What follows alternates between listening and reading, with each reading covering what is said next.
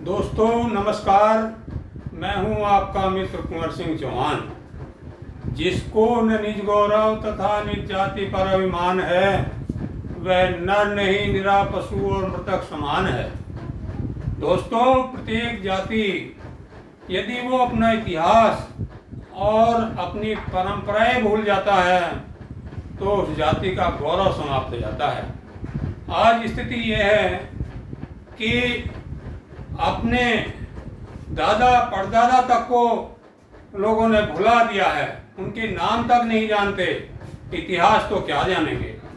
और आज मैं ये कहना चाहता हूँ कि प्रत्येक व्यक्ति को अपने इतिहास की जानकारी होनी चाहिए, अपने वंश की जानकारी होना चाहिए। आज हम कुराली गांव में हैं और कुराली गांव में हम यहाँ का राजपूत चौहान वंश के बारे में आज बताना चाहते हैं। यहाँ से हम बताते हैं कि ये गांव सम्राट पृथ्वीराज चौहान से कैसे जुड़ा हुआ है। देखिए, इस वंश के आदि पुरुष वासुदेव चौहान थे, जिनकी उत्पत्ति माउंट आबू से देवताओं द्वारा यज्ञ के द्वारा हुई थी। और बाद में इस वंश में बहुत शक्तिशाली राजा हुए। मैं यहाँ से लेता हूँ अर्णोराज चौहान एक ऐसे ही शक्तिशाली राजा थे। इनका राज 1133 से 1150 ईस्वी तक था और इनके दो पत्नियां थीं। पहली पत्नी सुधवा और दूसरी पत्नी का नाम था कांचन देवी। इन कांचन देवी के दो पुत्र हुए, सोमेश्वर चौहान। ये 1169 से 1177 में इन्होंने अजमेर पर शासन किया और इन्होंने प्रताप लंकेश्वर की उपाधि धारण की। इनकी पत्नी का नाम कर्पूरी देवी था, जो जबलपुर की राजकुमारी थी। पृथ्वीराज चौहान कर्पूरी देवी के ही पुत्र थे और दूसरे पुत्र इनके हरिराज चौहान थे। पृथ्वीराज चौहान एक बहुत ही वीर और शक्तिशाली राजा हुए।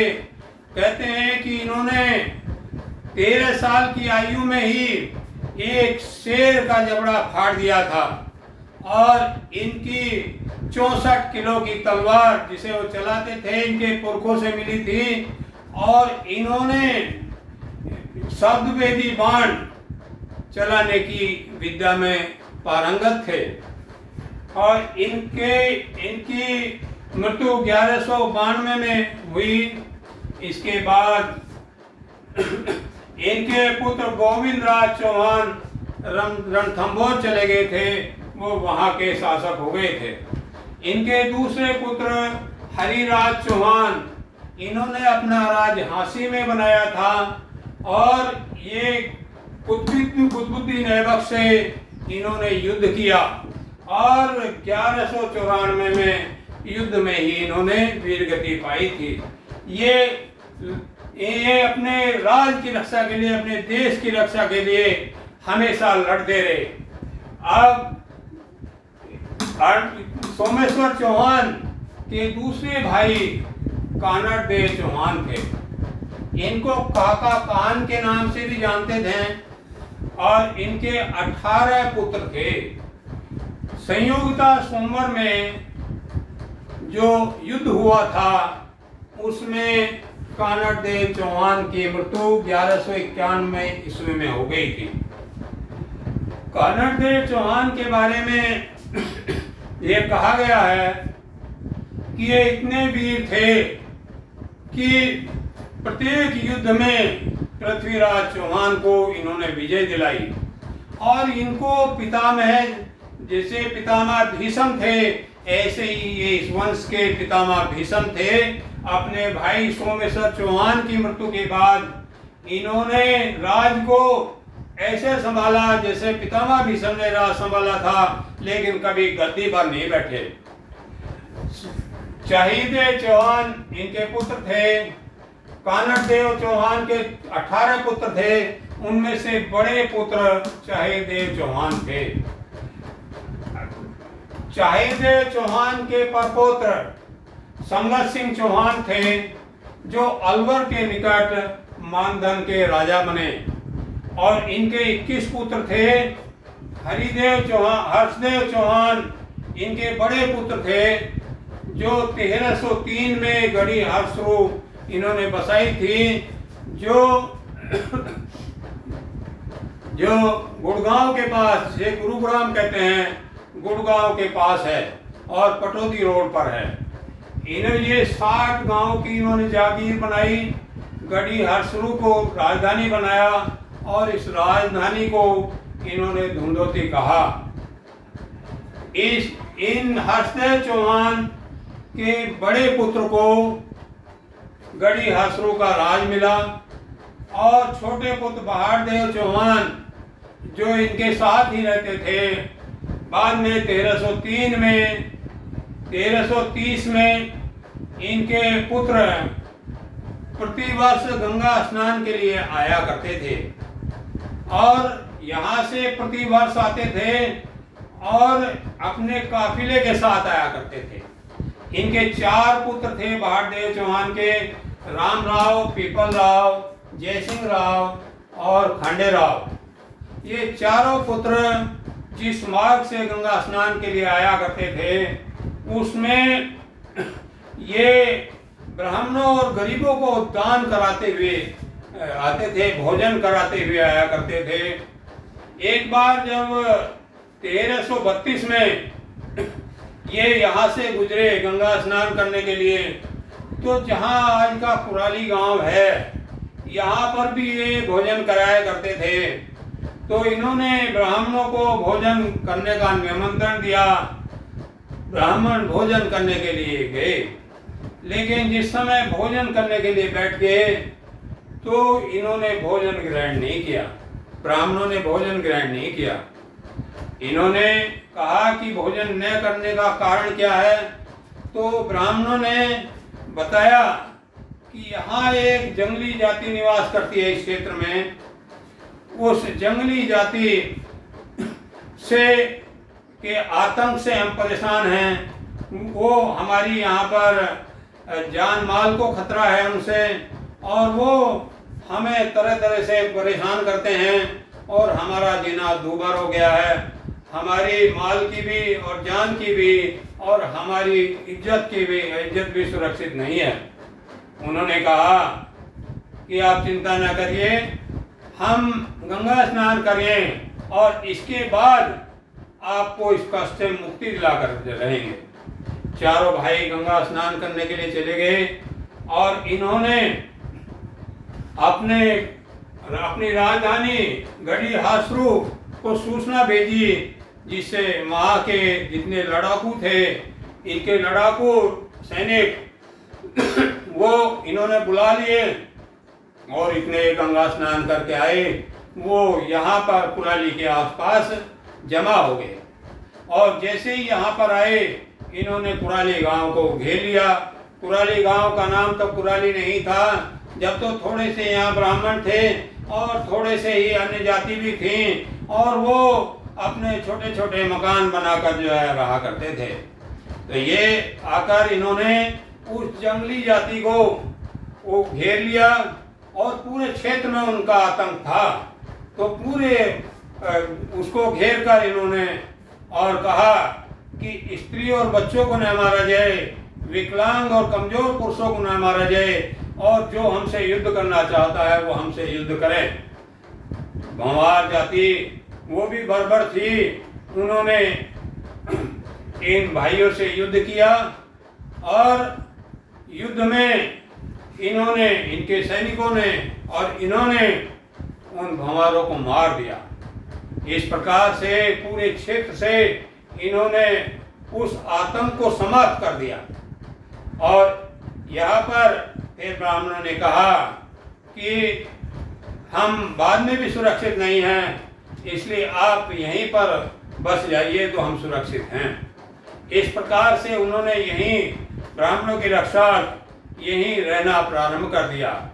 जहाँ पर आज भूमिया है वहाँ पर भूमि पूजन किया गया और वहीं के एक खेत से मिट्टी निकलवा कर, मिट्टी की ईंटें बनवा कर और घर बनाने आरंभ हो किए।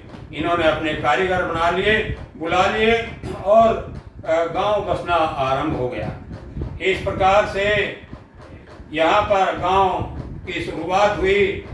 अब राजस्थान में करौली शहर में करौली देवी का मंदिर है। वहाँ पर राजस्थान में करौली देवी मंदिर की बड़ी मान्यता है और राजपूतों और समस्त जातियों वहाँ की वो प्रतिवर्ष वहाँ जो है दर्शन के लिए भी जाते हैं और वहाँ बड़ी मान्यता है उनके दिल में जो है।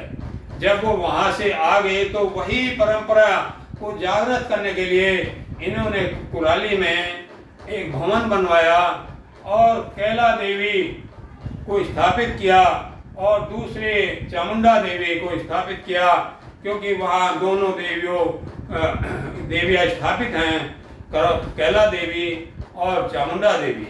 अब मैं कैला देवी के बारे में बताना चाहता हूँ। यशोदा माता की वो कन्या जिसे कंस मारना चाहता था और उसने पटक कर मारने की कोशिश की, लेकिन वो देवी स्वरूप में बदलकर आकाश में अंतर्ध्यान हो गई। तो वही देवी कैला देवी हैं। तो इन्होंने यहाँ पर कैला देवी का भवन बनवाया और कैला देवी को स्थापित किया और फिर उसी करौली वाली देवी के नाम से इन्होंने करौली देवी के नाम से मिलता जुलता नाम यहाँ इस गांव का नाम कुराली रख दिया गया। और अब धीरे धीरे ये सब भाई यहाँ रहने लगे एक साथ जो है। लेकिन कुछ समय बाद पीपल राव ने मुस्लिम धर्म स्वीकार कर लिया। यहाँ से एक गांव के उत्तर में गांव के दक्षिण में एक मंदिर बनवाया गया था, शिवालय बनवाया गया था। तो बड़े भाई ने कहा कि तुम जो है मुस्लिम हो गए हो, इसलिए तुम शिवालय पर चले जाओ। और इस प्रकार से वो शिवालय पर चले गए और वहाँ पर इस गांव का नाम शिवाल पड़ गया। अब तीसरे भाई जयसिंह राव थे। जयसिंह राव के लिए एक जगह तलाश की गई और ये जाना गया कि इनको भूभाग देने के लिए कौन सा भाग उपयुक्त रहेगा। तो जहाँ पर इन्होंने उपयुक्त जाना वो वह क्षेत्र गांव के पूर्व का क्षेत्र था और उस गांव का नाम इन्होंने उस जगह का नाम जानी रख दिया और जयसिंह राव वहीं रहने लगे। इसके बाद खांडे राव लावल थे, वो बड़े भाई के साथ रामा राव के वहीं रहते रहे। इस प्रकार से गांव बस गया। एक धीरे धीरे संख्या बढ़ती गई और ये तीनों गांव जो है इनकी आबादी बढ़नी प्रारंभ हो गई। इसके बाद इनके लड़ाकू यहीं थे और इन्होंने देखा कि कहाँ पर निर्दयी लोगों का आतंक है और वहाँ पर उन्होंने जहाँ भी आतंक हुआ वहीं से वो समाप्त किया और इस प्रकार इन्होंने 12 गांव बसाए। और वो 12 गांव के मैं नाम बताता हूँ। ये इन गांवों के नाम हैं।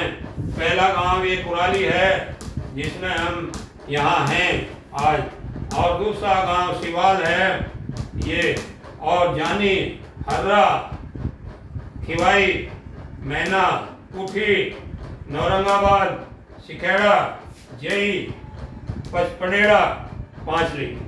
इन 12 गांव की इन्होंने अपनी जागीर बसाई और वहाँ पर अपने वंशज वहाँ पर उन गांव में भेजकर जो है वहाँ पर बसा दिए। इस प्रकार से आज ये 12 गांव राजपूतों के हैं।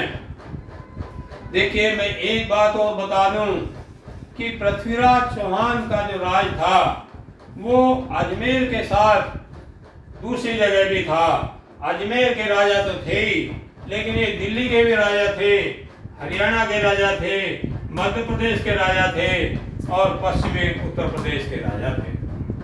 इस प्रकार से ये पश्चिमी उत्तर प्रदेश के भी राजा थे इसलिए जहाँ पर आज हम खड़े हैं, ये पृथ्वीराज का राज यहाँ के पश्चिमी उत्तर प्रदेश में मेरठ तक भी था, और इसीलिए ये राज चौहानों के अधीन था पहले भी। और जब ये यहाँ आए तो इन्हें पता चला कि हमारे राज्य में कोई बर्बर जाति आतंक मचा रही है, तो इन्होंने उनको समाप्त करना अपना फर्ज समझा और यहाँ पर खुद यहाँ पर उनके पुत्र बस गए। इस प्रकार से यहाँ 12 गांव इन्होंने अपने बनाए, और जो एक ही थामे के गांव कहलाते हैं आज भी। अंत में मैं ये कहना चाहता हूँ कि इनमें से, इन 12 गांव में से कई गांव मुस्लिम गांव बन गए, भले ही वो मुस्लिम गांव बन गए हों, लेकिन उनके वंशज भी यही हैं जो मैंने आज बताए हैं। तो मुस्लिम रहने के साथ साथ उनको ये नहीं भूलना चाहिए कि वो भी चौहानों के वंशज हैं, और मेरा उनसे भी यही कहना है कि हमेशा इस बात को ध्यान रखते हुए कि हम आपस में भाई भाई हैं, कभी भी आपस में एक दूसरे से घृणा न करना, और एक दूसरे से कभी द्वेष न रखना, और हमेशा अपनात रखना। नमस्कार।